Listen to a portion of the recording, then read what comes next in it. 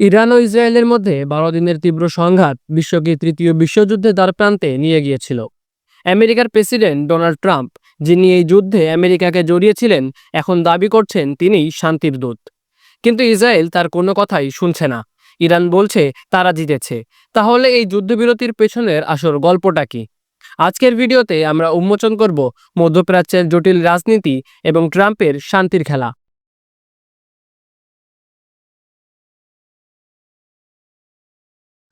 Israel ইরানের পারমাণবিক স্থাপনাগুলোতে আকস্মিক হামলা চালায়। নাম দেয় অপারেশন রাইজিং লায়ন। তাদের দাবি ইরান পারমাণবিক অস্ত্র তৈরির দ্বারপ্রান্তে, কিন্তু ইন্টারন্যাশনাল অ্যাটমিক এনার্জি এজেন্সি কোনো নিউক্লিয়ার অস্ত্রের প্রমাণ পায়নি। ৯ দিন ধরে ইরানের ব্যালিস্টিক মিসাইল ইসরায়েলকে নাকাল করে। ইসরায়েলের আয়রন ডোম, অ্যারো 2 এবং অ্যারো 3 প্রতিরক্ষা ব্যবস্থা ভেঙে পড়ে। ইরানের হামলায় তেল আবিব ও হাইফাই ১৩ জন নিহত হয়। ইসরায়েল ব্যাপক ক্ষয়ক্ষতিরও শিকার হয়। ইসরায়েলের অহংকার, তাদের অবৈধ প্রতিরক্ষা চূর্ণ বিচূর্ণ হয়ে পড়ে। ইসরায়েল তখন আমেরিকার দ্বারস্থ হয়। ২১ জুন ইসরায়েলের আহ্বানে আমেরিকা যুদ্ধে প্রবেশ করে। ট্রাম্প ৭টি B-2 স্টিলথ বোমারু বিমান পাঠান, যারা ইরানের ফোর্দো, নাটাঞ্জ এবং ইস্পাহান পারমাণবিক স্থাপনায় ১৪টি GBU-57 বাংকার বাস্টার বোমা ফেলে। ফোর্দোর পাহাড়ে ৬টি গর্ত, ৩টি করে ২টি ক্লাস্টার এই হামলার নিঃশব্দ সাক্ষী। ইরান দাবি করে তারা হামলার আগে ফোর্দো থেকে বেশিরভাগ সমৃদ্ধ ইউরেনিয়াম সরিয়ে নিয়েছিল। তবে ক্ষয়ক্ষতির পূর্ণাঙ্গ তথ্য এখনও অস্পষ্ট। ট্রাম্পের এই হামলা ইরানের পারমাণবিক কর্মসূচিকে পিছিয়ে দিলেও এটি সম্পূর্ণ ধ্বংস করতে পারেনি। ২৩ জুন গভীর রাতে ট্রাম্প ট্রুথ সোশ্যালে ঘোষণা করেন, আমি একটি সম্পূর্ণ যুদ্ধবিরতি করিয়েছি। তেহরান সময় সকাল ৭টা থেকে এটি কার্যকর হবে। কাতারের মধ্যস্থতায় এই চুক্তি হয়। কিন্তু ঘোষণার কয়েক মিনিট পরই ইসরায়েল তেহরানের কাছে একটি রাডার স্থাপনায় হামলা করে। ট্রাম্প এই হামলার ক্ষোভ প্রকাশ করেন। তিনি ইসরায়েলি পাইলটদের বলেন, ফিরে এসো, বোমা ফেলো না। কিন্তু ইসরায়েল তার কথা উপেক্ষা করে এটি প্রমাণ করে যে আমেরিকার প্রাচীনতম মিত্র ইসরায়েল ট্রাম্পের নির্দেশে চলে না। ইরানও যুদ্ধবিরতিকে তাদের জয় হিসেবে দাবি করছে। ইরানের সুপ্রিম ন্যাশনাল কাউন্সিল বলে, আমরা ইসরায়েল ও আমেরিকার আগ্রাসনের সমানুপাতিক জবাব দিয়েছি। ইরান কাতারের আল উদিদ এয়ারবেজে ৬টি ব্যালিস্টিক মিসাইল নিক্ষেপ করে। তবে আগাম সতর্কতার কারণে কোনো আমেরিকান হতাহত হয়নি। ট্রাম্প বলেন, কেউ মারা যায়নি, কোনো ক্ষতিও হয়নি, এটাই আমি চেয়েছিলাম।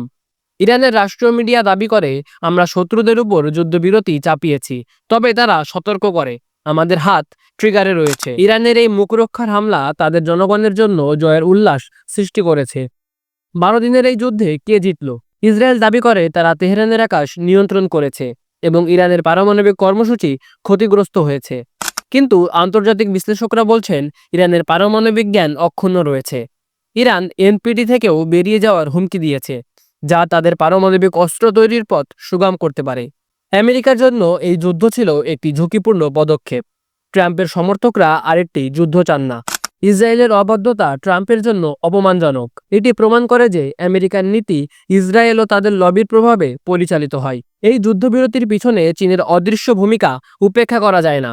চীন ইরানের $৪০০ বিলিয়ন ২৫ বছরের চুক্তি এবং ১০,৪০০ কিলোমিটারের জিয়ান তেহরান রেললাইন তাদের কৌশলগত অংশীদারিত্বের প্রমাণ। চীন ইরানের ৯০% তেল ক্রয় করে আমেরিকার নিষেধাজ্ঞা বাইপাস করে। হরমুজ প্রণালী বন্ধ হলে চীনের অর্থনীতি ক্ষতিগ্রস্ত হবে। তাই চীন ইরানকে শান্তির পথে আনতে গুরুত্বপূর্ণ ভূমিকা পালন করেছে। ইরান ইসরায়েল যুদ্ধবিরতির মধ্যে গাজায় গণহত্যা অব্যাহত রয়েছে। প্রতিদিন ৩০ থেকে ৪০ জন ফিলিস্তিনি নিহত হচ্ছে, কিন্তু আন্তর্জাতিক সম্প্রদায় এক্ষেত্রে নীরব দর্শক।